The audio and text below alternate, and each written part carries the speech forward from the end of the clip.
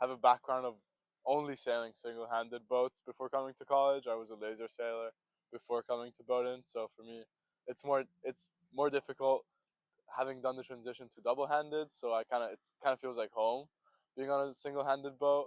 I was like, I didn't have like tons of expectations going into the regatta, so it was kind of fun to put a lot of different things together. And then thinking about qualification, I was trying to just think about how like, oh, I can't really control like how they select people or who's selected, but I knew that like I left it all out there. Very tough conditions. It was very shifty winds, which meant it was like very tactical racing for both fleets, and a lot of like abandoned races. So like races interrupted midway through because of uncertain and like inconsistent winds. Especially in a large fleet like ours, we were 35 boats, and there's no drops, so every race that you finish counts. So every race really mattered. The points ended up being super close. I think from like first, I finished seventh. So from first to seventh, there was only a gap of 16 points. And it really came down to the last race, which is super interesting.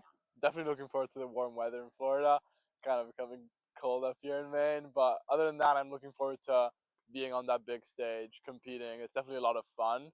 I think also being in a smaller fleet than qualifiers in a venue that's more open water compared to Brown, so more waves, more kind of like what I'm used to at home.